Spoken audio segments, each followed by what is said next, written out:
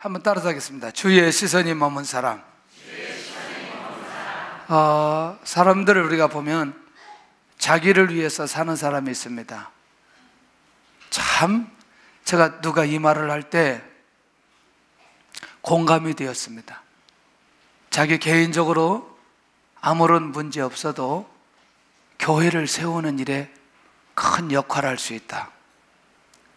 상당히 중요한 말이었어요. 이게 적용해 보니까 다 맞아요. 가정을 위해서 살아가는데 가정이 큰 어려움이 없다. 이것도 공동체 세울 수 있다. 지역을 위해서 사는 사람이 있고, 어려운 자를 위해서 사는 사람이 있고, 또는 국가를 위해서 사는 사람이 있고, 직장을 위해서 사는 사람이 있고, 또 사업을 위해서 사는 사람이 있고, 교회를 위해서 사는 사람이 있고, 선교를 위해서 사는 사람이 있고. 그러나 저는 어떤 형태로 살든지 정말 그 사람의 삶에 주님의 시선이 머물기를 바랍니다. 그런 면에서 오늘 우리가 말씀을 처음에 좀 말씀 받기가 어려워요. 왜냐하면 오늘 딱 두 가지거든요. 주님의 시선이 머물지 않는 사람과 주님의 시선이 머무는 사람을 구분해서 말씀을 나누려고 하는데, 이 말씀을 우리가 잘 이해하고 받을 때에 큰 도전이 되고 굉장히 힘이 될 것이고, 그래서 주님의 시선이 머물기만 한다면 우리의 인생은 그때부터 완전히 달라질 거라는 거죠. 그런 면에서 주님의 시선이 머물지 않는 사람은 누구일까? 좀 한번 우리가 저는 우리 말씀을 듣는 우리 성도들은 모두 다 주님의 시선이 머무는 성도들이다, 이런 확신이 있어요. 그러나 혹 우리가 주님의 시선이 머물지 않는 상황 속에 들어갈 수 있으니 이 상황이 어떤 상황인지를 한번 살펴볼 필요가 있다는 얘기죠. 첫째는 복음, 주님, 메시아를 거절하고 공격하는 사람이다. 좀 시작부터 좀 이게 거절하고 공격 이런 건데, 좀 그 말씀을 보면서 우리가 정리를 하면 이해가 될 겁니다. 우리 본문에 있는 내용을 한번 살펴보도록 하겠습니다. 37절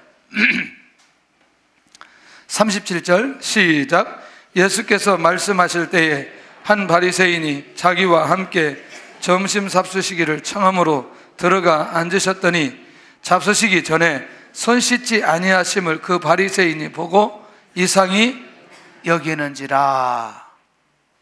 할렐루야. 율법에는 밥 먹기 전에 뭐 해야 된다? 손 씻어야 된다. 할렐루야. 예. 잠잘 때는 뭐 해야 된다? 이 닦아야 된다. 율법이에요? 이 안 닦고 자면 율법 어긴 거예요? 예. 그런데 가정에 이 율법이 있죠? 있어요, 없어요? 있어요. 이게 복음하고 관계 있어요, 없어요? 다시 정리할게요. 예수님 손 씻은 거하고 씻지 않은 거하고 구원 문제하고 관계 있어요, 없어요? 없어요. 자, 이걸 생각하면서 말씀을 받으면 큰 도움이 될 줄로 믿습니다. 결국 뭐냐면 복음 자체, 복음의 내용, 이것보다 행위에 관심이 많았던 사람들입니다. 그러니까 음식 먹기 전에 손을 씻지 않는 것도 문제가 될 수 있어요. 맞나요? 예. 저는 굉장히 급한 사람이에요. 그리고 음식이 나오면 빨리 먹어야 돼요. 그래서 잘할 때 음식 기도를 항상 제가 하려고 했어요. 왜냐하면 우리 어머니가 음식 기도를 하면 우리나라 한 바퀴를 돌고 오기 때문에 나는 견딜 수가 없어요. 그래서 시작합니다. 기도 짧게 하라고. 식사 기도 짧게 하라고. 식사 기도 길게 하면 안 된다고. 그런데 제가 잘할 때 큰 나이 많은 선배님하고 목사님 사택에 갔는데 감을 주었어요. 그런데 감을 주자마자 저는 딸랑 먹어버렸어요. 그런데 이 선배가 감을 들고 한참 기도하는 거예요. 나 잊을 수가 없어요. 나는 믿음이 아주 없는 사람이 되었어요. 왜냐면 어차피 그때 내가 믿음이 없는 사람이지만 나는 그 감을 놓고 그렇게까지 기도할 이유가 없다고 생각했어요. 이해되나요? 식사를 하는데 영성이 매우 좋은 사람이었어요. 자기도 모르게 무심코 자기 앞에 있는 김을 딱 먹었어요. 그게 율법으로 문제가 돼요? 김 먹었어도 다시 기도할 수 있는 거죠. 자, 이 정서를 우리가 감안하면서 이 내용을 이해한다면 이들이 어느 정도의 율법에 묶여 있는지 이해할 수 있는 것 아니냐는 거죠. 할렐루야. 자, 복음보다 율법에 더 많은 관심을 가진 사람들, 다시 말하면 주님의 권위까지 거절하고 공격하는 모습을 발견할 수 있습니다.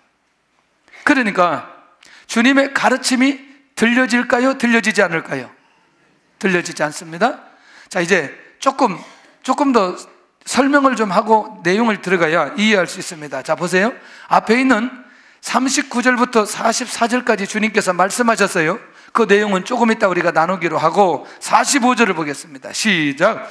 한 율법 교사가 예수께 대답하여 이르되 선생님, 이렇게 말씀하시니 우리까지 모욕하심이니이다. 예수님이 절대로 율법 교사들이나 서기관과 바리새인들을 모욕하려고 하지는 않았습니다. 공감하나요? 예, 그 내용이 아니었어요. 그들의 잘못된 것을 가르쳐 주려고 했던 거지, 그들을 모욕하거나 수치를 주려고 이 말씀하신 것은 아니었단 말이죠. 이들이 다시 복음 앞에 서서 회복할 수 있는 결정적 기회를 놓쳐버리고 맙니다. 세 번째, 여기서 끝나지 않고 주님의 말씀을 책잡기 위해서 누리게 되는데 53절, 54절 보겠습니다. 시작. 거기서 나오실 때에 서기관과 바리새인들이 거석에 달려들어 여러 가지 일을 따져 묻고 그 입에서 나오는 말을 책잡고자 하여 노리고 있더라. 그러면 첫 번째 내용을 보니까, 자, 주님을 배격하고 주님을 공격하고 여기서 끝나지 않고 주님께서 말씀해 주시는 내용까지 책잡기 위해서 노리는 사람, 주님 관심 없어요. 복음 관심 없고 구원 관심 없고 하나님의 나라 관심 없고 또 기도 응답, 기도의 능력 관심 없고 복음의 가치관을 말씀해 주시는데도 불구하고 주님을 거절하다 보니까 복음의 가치관도 들어갈 수 없는, 그러니 주님의 시선이 여기에 머물 수 있다 없다? 없다. 할렐루야. 이들은 철저히 주님과 주님의 말씀을 거절합니다. 두 번째입니다. 내면적인 회복과 치유가 되지 않는 상황이기 때문에 이들에게는 주님의 시선이 머물 수 없다, 그 말인데, 잔과 대접의 겉은 매우 깨끗하게 합니다. 그러면 이 사람들의 행위는 문제가 될 수 있다 없다? 없다. 외적인 것에는 관심을 가지고 깨끗하게 하지만 내적인 것에는 관심을 가지지 않는다. 왜? 그들의 내적인 것에는 무엇이 가득하기 때문에? 탐욕과 악독이 가득하다. 야, 예수님이 얼마나 직선적인지 이해할 수 있겠어요? 서기관과 바리새 율법 교사를 향해서 너희들은 탐욕과 악독이 가득하다. 그러니까 지금 겉으로 예수님이 손을 씻지 않았다고 말하면서 문제 삼지만 사실은 이들은, 이들의 삶의 목적은 다른 목적이 있다는 거죠. 다른 생각이 가득하다는 거죠. 조금 더 가면서 이걸 좀 정리를 해볼게요. 자, 이들이 누구라고 했어요? 율법을 전하는 사람이라고 얘기했죠. 율법을 가르치는 사람이라고 얘기했죠. 그렇죠? 그러면 율법을 진짜 가르치는 것이 목적이에요? 율법의 내용을 아는 게 목적이에요? 하나님의 뜻을 전달하는 게 목적이에요? 아니면 자기를 나타내는 게 목적이에요? 할렐루야. 내가 이래봬도 어떤 사람이다? 율법을 가르치는 사람이다. 이것이 자기 자신들의 목적과 자기들의 성공을 이루기 위해서 살아가는 이 사람들 안에는 바로 탐욕과 악독이 가득한 거다. 우리 언어로 표현할게요. 예수님의 영광을 위해서 살아가는 것보다는 예수님을 등에 업고 예수님의 이름으로 성공하려고 하는 의지가 혹 우리 안에 있다면 내가 예수님을 믿었기 때문에 결과적으로 주어지는 삶하고, 내가 예수님을 이용해서 뭔가 목적을 이루려는 것 하는 사람하고 신앙의 중심이 같을까요? 다를까요? 반드시 다르게 되어져 있다는 거예요. 내가 주님의 뜻대로 살아갔더니 결과적인 삶으로 주어지는 그 삶은 주님께서 보장하시고 역사해 주시고 축복하시는 삶이다. 세 번째, 하나님께 대한 사랑보다 율법적인 행위를 위해서 살아가는 사람이에요. 42절 한번 보겠습니다. 자, 성경을 보면 굉장히 중요한 내용이 있어요. 자, 시작. 화 있을진저 너희 바리새인이여, 너희가 박하와 운양과 모든 채소의 11조는 들이되 공의에 하나님께 대한 사랑은 버리는도다. 그러나 이것도 행하고 저것도 버리지 말아야 할지니라. 다시 말하면 율법도 행하고 무엇도, 하나님을 사랑하는 것도 같이 해야 된다는 거죠. 그런데 율법의 행위는 진행하면서도 무엇은 놓쳐버리고 하나님을 사랑하는 것을 놓쳐버리는 박하, 운항, 모든 채소의 11조, 그러니까 결국 자기들의 삶 속에 소득되어지는 이 모든 것들의 10의 1조는 잘 드린다. 이건 뭐죠? 행위에 관한 부분이라는 거죠. 그런데 재미있는 건 하나님의 공의와 하나님의 사랑을 버리는 사람들인데 자신의 존재를 위해서는 최선을 다하지만 하나님의 뜻과 하나님의 계획과 하나님을 사랑하는 부분에는 관심이 없는 사람들. 할렐루야. 하나님을 사랑할 수 있기를 바랍니다. 하나님을 의지할 수 있기를 바랍니다. 하나님의 뜻을 분별할 수 있기를 바랍니다. 네 번째, 이들의 성향을 보니까 항상 높은 자리와 문안받는 것을 좋아하는 사람이다. 높은 자리에 앉기를 좋아하는 사람, 무엇 때문이죠? 다른 사람에게 뭐 하기 위해서? 인정받기 위해서 살아가는 사람. 제가 1년 6개월 동안 소년원 사역을 하면서 그 소년원에 있는 직원들과 식사할 수 있는 자리가 있었습니다. 식당에 갔는데 자리가 다 미리 정해져 있더군요. 그런 경험이 없으세요? 그래서 나중에 깨달았어요. 이게 이 자리가 이쪽 서열대로 쭉 하고 이쪽은 이쪽 서열대로 쭉 하고, 이거 제가 이전에 느끼지 못했던 것들에 대해서 약간 그 식사할 때 자리까지도 내가 좀 그때 이해할 수 있었어요. 여러분들, 그런데요, 이거하고는 조금 더 다른 상황 아닐까요? 뭐냐면 높은 자리를 앉기를 원하는데 왜 앉느냐? 사람에게 인정을 받아야 돼요. 이들의 목적은 자기 자신이에요. 율법이 아니라는 거죠. 이걸 누가 보고 있어요? 주님께서 보고 있습니다. 그러니까 뭐냐면 이건 거죠. 자기의 존재가 무너지면 마치 자기의 자리가 저쪽으로 가면 자기의 인생이 실패한 걸로 생각하는 사람들이라는 거죠. 그러면 이들 안에 신앙이 있나요? 없나요? 없어요. 진짜 율법이 이들 안에 있나요? 없나요? 없어요. 결국 뭐냐면 주님께서 시선이 머물지 않는, 주님의 시선이 머물지 않는 결정적인 이유는 항상 이 사람들은 자기를 위해서 살아가는 사람들이라. 자, 조금 더 가볼게요. 자기가 문안하는 것보다 문안받는 것을 좋아한다. 조금 더 얘기하면 다른 사람의 배려보다는 자기 자신을 위해서 살아간다는 거죠. 자, 조금 우리는 이 말씀을 들으면서 한번 좀 바꿔가면서 좀 정리를 해보면 좋겠어요. 자, 나는 내가 다른 사람에게 전화를 많이 하는 성향이 있다. 나는 다른 사람의 전화를 많이 받는 성향이 있다. 이게 성격적으로 좀 성향 때문에 그럴 수 있나요? 전화하는 게 이게 굉장히 어려울 수 있죠. 맞나요? 맞아요, 안 맞아요? 그런데 그건 성향 때문에 그런 거라면 괜찮지만 자기가 전화해야지. 내가 전화할 수 있냐? 저는 웬만하면 교회에서 말씀을 전하고 가신 목사님들에게 꼭 문자를 합니다. 목사님, 어제 말씀에 은혜를 받았습니다. 이렇게 해서 이런 말씀 우리에게 위로가 되고 힘이 되었습니다. 이게 하는 게 당연한 거 아니에요? 그래서 어제도 제가 보냈어요. 강용일 교수님 그 전주에서 애들 데리고 와가지고 막 뜨겁게 찬양하고, 그리고 내가 이걸 에어컨을 이것도 틀고 다 틀었는데 땀을 뻘뻘 흘려가면서 설교하시는데 얼마나 애를 썼어요. 정말 다른 사람과 다른 이 말씀을 들으면서 역시 교수님이 참 세밀하게 말씀을 잘 증거해 주신다. 그렇게 하고 또 같이 기도하고 굉장히 또 이 학생들을 보면서 정말 감사하더라고요. 그래서 문자를 그대로 쭉 보냈어요. 근데 바로 문자가 왔어요. 내가 먼저 문자를 보내야 되는데 목사님이 먼저 문자를 했다는 거예요. 자, 제가 설교를 다른 데 이렇게 하고 오면 설교하고 났는데 꼭 문자를 하거나 전화를 하는 목사님들이 있어요. 근데요, 제가 그 교회를 한번 이렇게 들여다볼 수 있었어요.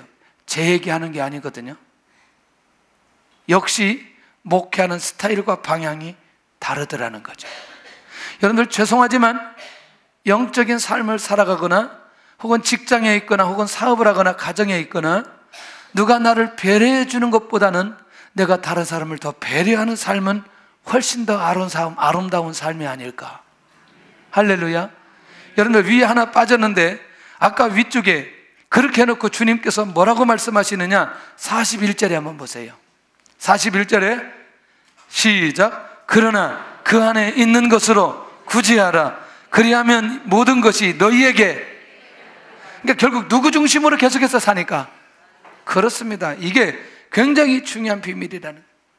여러분들, 우리는 지금까지 어떤 형태로 살았을지 모르지만 이제 내가 다른 사람을 배려하지 못하는 부분이 있다면 배려할 수 있는 이런 부분도 우리 안에 회복되어질 수 있기를 바랍니다.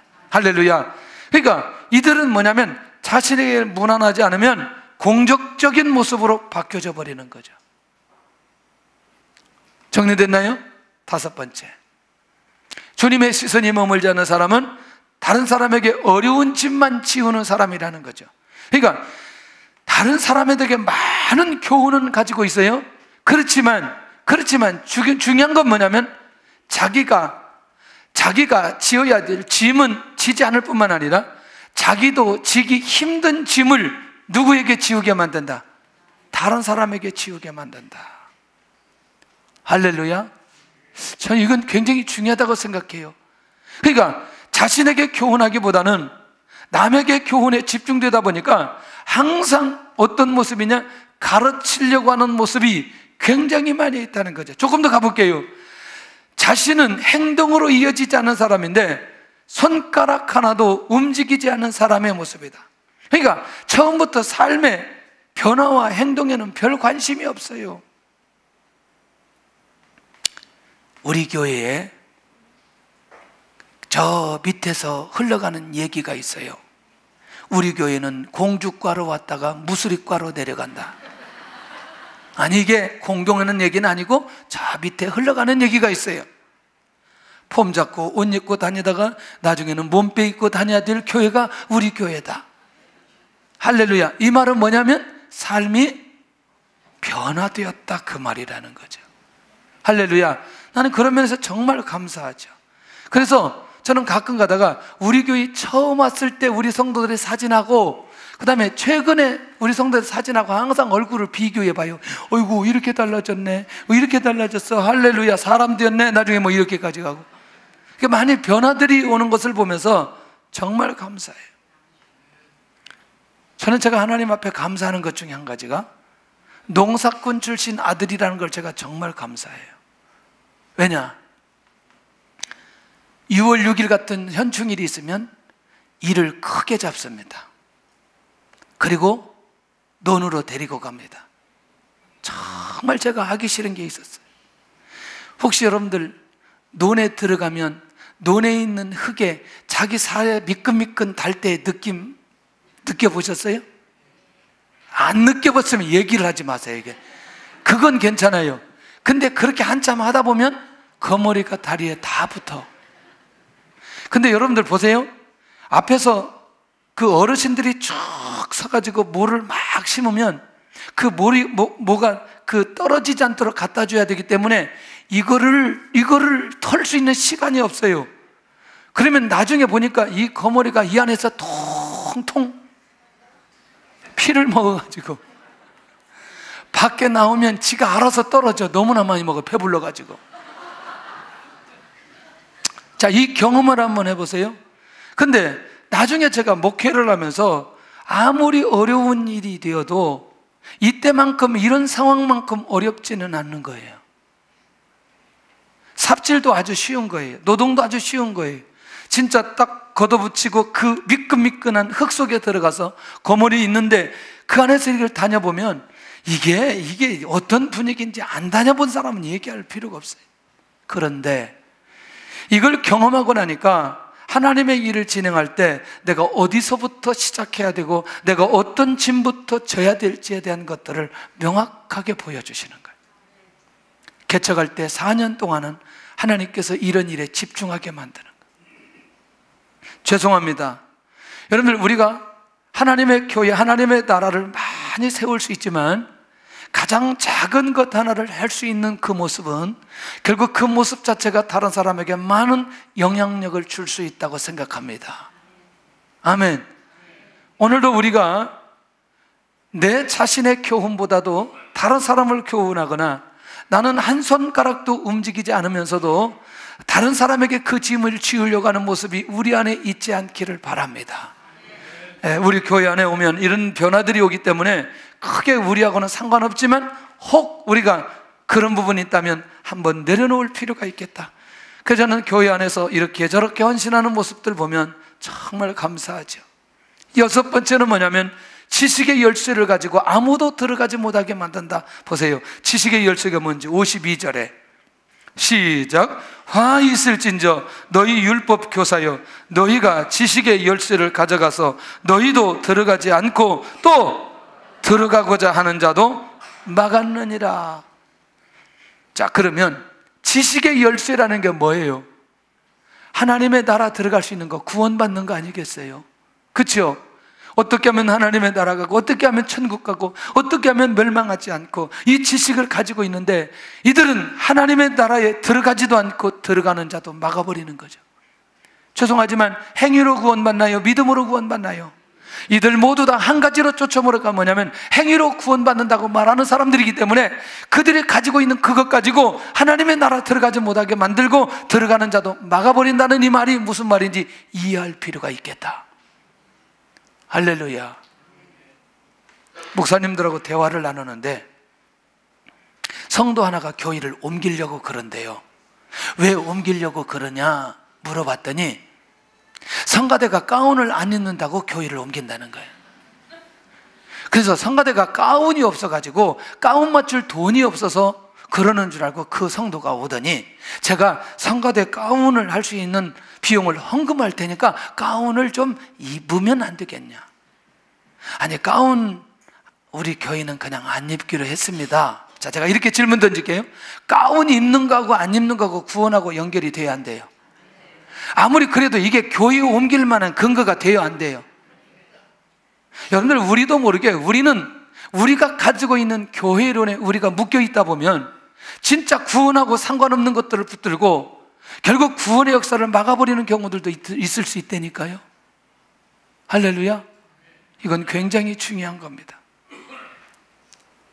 아니, 그게 잘못했다는 얘기는 아니에요. 절대로 그런 얘기는 아닌데, 제가 어디 결혼 주례를 했더니 앞에 결혼 주례하신 분이 아마 목사님 같아요. 근데 가운을 딱 입고 아주 중후한 모습으로 나오는데 보기가 굉장히 좋아요. 근데 나는 보니까 초라해. 양복 입고 올라가는데, 야, 이 주례가 제대로 되려나, 좀 가운을 입으면 좀 거룩하게 보이고 뭐 이럴 텐데. 그러나 제가 마음 다시 정리했죠. 내가 이 부부를 어떻게 생각하는지, 내가 이 부부를 어떤 마음으로 내가 주례를 해야 되는지, 오늘 내가 어떤 생각으로, 어떤 중심으로 내가 하나님의 말씀을 이들에게 해야 되는지, 이게 더 내 안에 중요하지 않겠냐. 할렐루야. 이 말 이해할 수 있는, 절대로 여러분들 다른 목사님 가운 입은 거 또 이렇게 저렇게 이야기하시면 안 됩니다. 이해되시죠? 제 마음이 그렇다는 거죠. 여러분들, 우리도 들어가지 않고 들어가는 사람들도 막아버리는 것들이 우리 안에 있지 않기를 바랍니다. 하나님의 나라에 별로 관심이 없다. 왜? 자기들의 존재가 매우 중요하기 때문에 그들의 삶을 미리 알고 들여다보셨다는 거죠.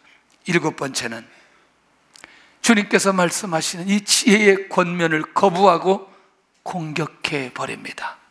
53절 54절 눈을 열어서 보겠습니다. 드디어 이들에게 어떤 결과가 나오는지 시작. 거기서 나오실 때에 서기관과 바리새인들이 거석에 달려들어 여러 가지 일을 따져 묻고 그 입에서 나오는 말을 책잡고자 하여 노리고 있더라. 아멘. 자, 여러분들, 대부분 어떤 목적을 가지고 살아가는 사람들에게는 항상 누가 있어요? 스승이 있습니다. 여러분들, 우리 아이들을 어렸을 때부터 공부를 잘 시키려면 뭐 과유교사도 하고 막 여러 가지 많이 하죠. 저는요, 이런 생각을 해봐요. 신앙적인 것도 정말 영적으로 앞서가는 사람들의 권면을 들으면 빨리 갈 수 있다. 할렐루야. 제가 지난주에 그 레슨 받는 얘기를 했어요. 눈의 얘기를 했어요. 그러더니 어제 또 갔더니 또 눈을 얘기하는 거죠. 자, 목사님, 왜 여기 안 쳐다봐요? 아니, 저쪽에서 내 눈이 보여질 리가 없는데 내 눈이 여기만 하면 눈을 자꾸 해가지고 저기 쳐다보라는. 진짜 거기 쳐다봤더니, 이야, 이게요, 제가 이 운동하는 게 전혀 다른 세계 속에 들어가는 거예요. 지금 뭘 들었더니, 고치를 통해서 그 한마디를 계속해서 집중해서 들음으로 내가 지금까지 움직였던 그것과 전혀 다른 상황으로 성장되어지는데, 영적으로 주님께서 말씀으로 권면해 주실 때에 그 권면을 내가 받는 순간부터 우리의 인생이 지금까지 살았던 신앙의 삶과 전혀 다른 형태로 우리를 이끌어 가신다는 사실을 생각해 본다면, 할렐루야, 거부할 이유가 없다는 얘기죠. 왜 그러느냐? 자신들의 권위를 인정하지 않았다는 거예요. 이래봬도 내가 누군데? 율법교사인데. 이래봬도 내가 누군데? 서기관인데. 이래봬도 내가 누군데? 바리새인인데. 어떠세요? 쉬워요? 쉽잖아요. 그러니까 결국 뭐냐면, 한번 예수님에 대해서, 주님에 대해서 꺾어진 마음을 가지고 있으니까 아무리 주님에 관한 말씀을 들어도 받아들이지 않는다는 거죠. 그러니까 결국 이들은 사람들의 잘못을 말씀으로 가지고 분석하고 판단하는 사람들인데, 결국 뭐냐면 이게 뭐예요? 바리새인들이 거세게 달려서 주님에게 따져 묻는데, 주님이 이들의 잘못을 지적한 게 아니고 이들이 지금까지 살아왔던 삶의 형태를, 말씀을 가지고 분명하게 그들을 세웠는데도 불구하고 공격했다고 생각하고, 그것을 주님을 공격하는 부분에 다시 분석을 하고 따져서 묻기 시작합니다. 자신들은 지금까지 율법적인 행위에 전혀 문제가 없다고 말하는 사람들. 자, 이 사람들에게 주님이 필요 있을까요? 없을까요? 주님이 필요 있을까요? 없을까요? 이 사람들 스스로 주님을 거절하고 있는 것을 보게 된다는 거죠. 좀 빨리 가겠습니다. 아무리 귀한 말씀으로 권면해도 받지 않는 사람들, 주님의 입에서 나오는 말을 책잡고자 노리는 사람들의 모습을 발견할 수 있다는 것이죠. 여러분들, 혹시 사람들을 만나서 논쟁할 때에 이걸 굉장히 중요하게 생각하시면 됩니다. 나는 지금 사람의 말을 하지 않고 영적으로 귀한 대화를 하기를 원하는데, 우리의 말을 책잡으려고 할 때는 많은 대화를 하지 않는 게 유익한 것입니다. 참고하시기를 바랍니다. 이미 이들은 주님을 통해서 들은 모든 말씀을 거부해버렸기 때문에. 둘째는, 진짜 주님의 시선이 머무는 사람은 어떤 사람일까? 복음을 수용하고 믿음으로 서 있는 사람에게 주님의 시선이 집중하게 됩니다. 할렐루야. 한 사람을 소개하겠습니다. 12의 혈루증을 앓는 여인은 누가복음 8장 42절에서 48절까지 기록되어져 있습니다. 사람을 통해서 해결받지 못했던 여인, 그 말은 아무에게도 고침받지 못하고 그 병을 고치는 동안에 많은 재물을 허비하였습니다. 무엇을 위해서? 치료를 위해서. 그러니 돈도 많이 들어갔죠. 사람에게 상처도 받았죠. 아픔과 고통의 시간으로 지금까지 달려왔습니다. 그런데 이 여인이 주님을 향한 열망이 생겼어요. 그리고 주님을 향한 믿음이 생겼어요. 그리고 이 여인이 주님께 소망을 가지고 결단하기 시작합니다. 내가 누구만 만나면 주님만 만나면, 내가 누구만 만나면, 주님만 만나면 자기 자신의 수치를 감당하고 결국 주님의 옷을 만지기 시작합니다. 드디어 주님의 시선이 머물렀어요. 누가 내 옷을 만졌느냐? 제자들이 주님 아무도 주님 만지지 않았고요, 사람들이 반해서 이렇게 밀다 보니까 주님 그렇게 되었습니다. 아니다. 내게서 무엇이 나갔다? 능력이 나갔다. 자, 이제 굉장히 중요합니다. 이때부터 주님의 시선이 누구에게 집중되기 시작하냐면 이 여인에게 집중되기 시작합니다. 이것을 뭘로 받으셨느냐? 믿음의 행위로 인정하셨다는 거죠. 그때에 주님께서 이 여인에게 하셨던 말이, 한번 따라서 하겠습니다. 내 믿음이 너를 구원하였으니 평안히 가라. 뭐죠? 이미 이 여인은 주님을 만지는 순간에 뭐 받았어요? 치유받았어요.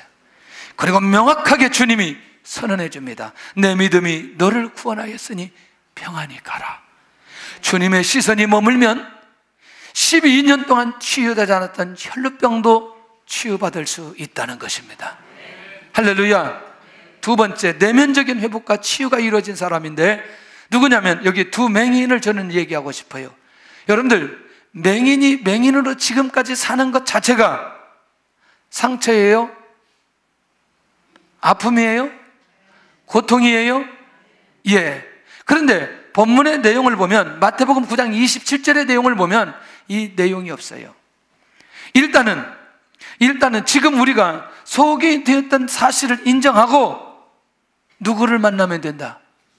그렇습니다. 주님을 만나면 된다. 만약에 내가 맹인되었던 것 때문에 상처와 아픔과 어려움으로 생각하고 주님을 찾지 않고 계속해서 우울하게 있었더라면 이들이 주님을 만날 수 있었을까? 그리고 주님을 향한 믿음을 간직할 수 있었을까? 이들이 그것을 딛고 일어나는 겁니다. 그리고 주님을 향하기 시작합니다. 그리고 주님을 만납니다. 주님이 지나가는 것을 보고 느낌으로 저분이 주님이라는 사실을 알고, 다윗의 자손이여 우리를 불쌍히 여기소서, 이렇게 주님 앞에 선언하면서 주님 앞에 나아갑니다. 주님의 시선이 두 맹인에게 집중된 순간에 주님이 이렇게 질문하죠. 내가 능히 이 일할 줄로 믿느냐? 그 많은 사람들 중에 이 두 맹인이, 그 맹인이냐는 그 얘기를 들으시고 주님이 지나가지 않는 거죠. 주님의 시선이 집중하는 거죠. 예, 이 일할 줄로 우리가 믿습니다. 놀라우게도 주님께서 이렇게 말씀하십니다. 너희 믿음대로 될지어다. 소경은 결국 내적인 회복이, 결국 그들의 눈이 열려지는 데까지 주의 역사가 일어나게 되는 사실을 보게 됩니다. 그리고 그들의 눈이 뭐해진지라? 밝아진지라. 오늘 우리가 주님을 통해서 우리 내면적인 것들이 회복될 수 있기를 바랍니다. 할렐루야. 세 번째, 하나님께 대한 사랑을 저버리지 않는 사람이, 주님의 시선이, 하나님의 시선이 그에게 있다 살펴보았더니 열왕기상 3장 3절에 하나님을 사랑했던 다윗의 아들 솔로몬, 그리고 그의 아버지의 법도를 행하고 산당에서 무하더라? 제사하더라. 그러니 하나님을 사랑하는 모습은 결국 무엇부터 시작하느냐? 하나님 앞에 예배부터 시작하는 것을 보게 됩니다. 훗날 바로 이어져서 1000번제를 드리게 되고, 그가 하나님으로부터 지혜 요구를 했을 때에 지혜뿐만 아니라 부귀와 영화까지 하나님께서 그에게 주시는 것을 보게 됩니다. 하나님을 뭐 했던 사람? 사랑했던 사람. 두 번째는 하나님을 사랑하는 자들을 통해서 하나님께서 이루어지는데, 하나님께 대한 사랑을 버리지 않는 사람에게 어떤 일이 일어나는지 시작. 우리가 알거니와 하나님을 사랑하는 자 곧 그 뜻대로 부르심을 입은 자들에게는 모든 것이 합력하여 선을 이루느니라. 주님의 시선이 하나님을 사랑하는 자들에게 머무르면 항상 그들이 하는 모든 일들을 통해서 무엇을 이룬다? 선을 이루어 가신다. 아멘. 그래서 하나님의 교회는 무너질 것 같지만 무너지지 않고 하나님께서 세워가시는 것을 보게 됩니다. 왜? 합력하여 선을 이루시도록 주께서 역사해 주시기 때문입니다. 네 번째, 항상 겸손의 자리에서 남을 섬기는 사람입니다. 혹시 겸손 얘기할 때 요한만큼 겸손한 사람 어디 있을까? 나는 주님의 신발끈 풀기도 감당하지 못한다고 고백한 사람 어떠세요? 나는 광야에 외치는 자의 소리로 이 땅에 왔던 세례 요한, 주의 길을 예비하기 위해서 자신의 존재는 오직 주님을 위한 존재의 의미를 발견하고 살았던 사람. 그러니까 주님이 아니면 이 땅에 올 필요가 없는 사람이죠. 누가? 요한이. 그러니까 주님을 고백하고 주님을 증거하기 위해서 이 땅에 왔단 말이죠. 그를 통해서 선포되었던 메시지는 회개하라, 천국이 가까웠느니라. 이렇게 하면서 주의 복음을 선포했다. 그런데요, 요한이 순교하고 죽고 난 이후에 마태복음 11장 11절에 여자가 낳은 자 중에 세례 요한보다 큰 이가 일어남이 없다고 인정하시더라는 거예요. 놀랍지 않아요? 보라, 내가 내 사자를 내 앞에 보내노니 그가 내 길을 준비하리라. 이 약속의 말씀이 요한을 통해서 이루어졌다고 주님께서 선언하시고 결론 내려주시는 것을 보게 된다. 겸손의 자리에서 남을 섬기는 자는 주님의 시선이 그 사람에게 집중될 수밖에 없다는 거예요. 아멘. 금요일 날 막 사역자들 플로잉 했잖아요. 네 분 다 플로잉하고 마지막 그 이름이 없는 거 있었잖아요. 이름이 없으니까 당연히 누구 거예요? 에? 내 거죠. 예배 끝나고 뒤에 갔는데 누가 와서 귓속말로 그 목사님 거 아니고요, 전은상 목사님 겁니다. 나는 나 혼자 착각했어요. 그래가지고 빨리 오라 그래가지고 갖다 주었어요. 여러분들, 나는 이런 것을 보면서 만약에 제가 그렇게 성도들이 사역자를 플로잉하고 그랬을 때 제가 성도들을 바라보면서 어려워하거나 그 사역자들을 바라보면서 어려워할 때 이게 제대로 이루어질까요? 이루어지지 않을까요? 어려워지죠. 어려워지죠. 교회에서 이렇게 할 수 없으니 우리 성도들이 이렇게 섬길 수 있다는 게 얼마나 감사한 일인지. 할렐루야. 그렇다고 해서 또 저를 플로잉한다고 그러지 않기를 바랍니다. 할렐루야. 그래도 제 마음이 불편하지 않는 거죠. 속으로 나만 착하겠네. 아니, 그러면 이름을 써야지. 그렇게 나로 하여금 헷갈리게 하지 말고. 근데 글씨는 달랐어요. 다른 사람 글씨였어요. 어쨌거나 다른 사람을 섬기면서 산다는 건 굉장히 중요한 거예요. 어떠세요, 여러분들? 그런데 놀라웠게도 그 시선이 누구에게 있느냐? 그 사람에게 머물러 있어요. 여러분들, 우리는 남을 섬길 수 있는 것들이 참 많이 있습니다. 여러 형태로 어떤 것이든지 어려운 자가 보여지기도 하고요, 또 어르신들이 보여지기도 하고, 우리 백박스 오는 아이들이 보여지기도 하고, 그렇죠? 나보다 힘들게 사는 사람들을 보여지기도 하고, 다양한 경로를 통해서 우리가 섬길 수 있는 대상자들이 나는 많이 있다고 생각을 합니다. 놓치지 않았으면 좋겠어요. 주님께서 그 시선이 그 사람에게 머물러 있다는 것. 일주일에 한 번 정도는 다른 사람을 위해서 식사 대접 한번 할 수 있기를 바랍니다. 큰 역사 일어나게 될 줄로 믿습니다. 아멘 한 사람들은요, 정말 역사가 일어날 거예요. 시간이 없으니까 갑니다. 다섯 번째, 다른 사람의 짐을 대신 지는 사람이다. 구레네 시몬 같은 사람 어떻게 생각하세요? 주님의 십자가를 대신 지었는데 나중에 정리해 보니까, 요세푸스에 의해서 이 사람의 인생 후손을 정리해 보니까 정말 하나님께서 은혜를 많이 베풀어 주셨어요.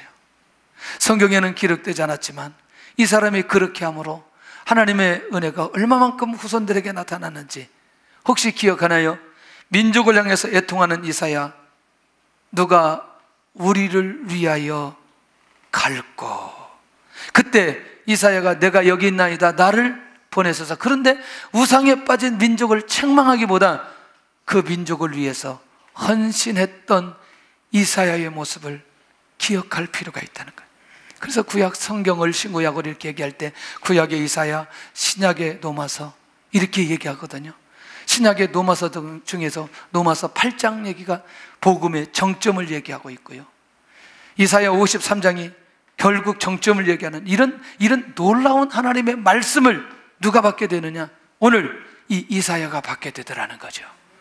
오늘도 다른 사람의 짐을 대신 지는 그런 성도들이 될 수 있기를 바랍니다. 아멘. 여섯 번째, 복음을 가지고 천국의 길을 열어놓는 사람. 혹시 기억하시나요? 베드로를 사용해 주셨던 이유, 많은 제자들이 있었어요. 그렇지만 사도행전 2장 21절은 베드로의 선포입니다. 그런데 놀라웠게도 주님 승천 이후에 가장 강력한 교회를 누구를 통해서 세우게 했느냐? 베드로를 통해서 세우게 해주셨어요. 왜? 주님의 시선이 누구에게 있었기 때문에? 베드로에게 있었기 때문에. 할렐루야. 뭔 소리 나는 건 에어컨 소리예요? 네. 더워서 그렇죠? 좀 더웁나요? 안 더워요? 예. 두 번째, 사도 바울을 사용하셨던 이유는 자기 자신의 인생의 목적과 사명을 복음 안에서 정리했어요. 이방인 선교를 위해서 부르심을 받고 로마 복음화의 증인으로 그가 쓰임받으면서 결국 내게 능력 주시는 자 안에서 내가 모든 것을 할 수 있느니라. 이 고백은 주님의 시선이 언제나 사도 바울에게 있었던 것을 가르쳐주고 있습니다. 할렐루야. 그러니 오늘 복음을 가지고 천국의 길을 열어놓는 사람들은 확실하게 주님께서 그 시선이 그에게 머물고 있으면서 그가 하는 모든 일들을 책임져 주시며 인도해 가신다는 사실입니다. 세계적인 전도자 무디를 사용해 주셨던 것도, 결국 무디의 신분을 바꿔주셨던 계기도 그가 복음을 가지고 천국의 길을 열어놓았기 때문에 무디를 통해서 20세기 구원의 문을 놀라웠게 열게 만들어 주셨다. 할렐루야. 마지막, 지혜의 권면을 받고 수용하는 사람에게 주님의 시선이 그에게 머무르게 되는 것을 보게 됩니다. 사실은 아볼로는 지도자였습니다. 브리스길라는 평신도였고, 사도행전 18장 24절에 가서 보면 이 아볼로가 어떤 사람이었냐면 언변이 좋고 성경에 능통한 자였습니다. 그러나 무엇만 하느냐? 예수 그리스도의 세례만 할 따름이라. 그런데 복음의 비밀을 브리스길라의 부부를 통해서 그대로 듣게 되어지고, 그리고 그것을 가지고 이 아볼로가 사역하게 되는 것을 보게 됩니다. 아멘. 여러분들, 이 지혜의 권면, 말씀의 권면, 이건 굉장히 중요한 거라고 생각해요. 왜냐하면 이게 어디까지 이어지냐면 나단 선지자의 권면을 듣고 회개 자리에 들어간 다윗의 모습을 발견할 수 있어요. 누구 때문에? 누구 사건 때문에? 우리아의 아내 바세바를 취하고 난 이후에 나단 선지자가 다윗을 책망하거든요. 하나님께서 책망하도록 하는 거거든요. 그때 다윗이 자기 자신의 범죄를 인정하고 여호와께 회개 자리에 들어갑니다. 이때 하나님께서 주셨던 은혜는 다윗의 죄도 용서받고 다윗 왕권의 리더십도 중단되지 않고 유지하면서 영원토록 메시아 왕권의 예표로 그를 사용해 주시더라는 거죠. 오늘도 지혜의 권면을 듣고 수용하는 그런 사람에게 주님의 시선이 집중되어지고 함께해 주신다는 사실을 놓치지 않았으면 좋겠습니다. 결론입니다. 나는 주님의 시선이 머무는 자인가? 주님의 시선이 머물지 못한다면 이유는 무엇일까? 나는 주님의 시선이 집중되는 자인가? 주님의 시선이 집중된다면 이유가 무엇일까? 주님의 시선이 집중된 사람들에게는 자신이 받을 수 있는 최고의 은혜를 허락하신다는데 이 사실을 우리가 믿고 있는가? 주님의 시선이 머무는 성도들이 될 수 있기를 바랍니다.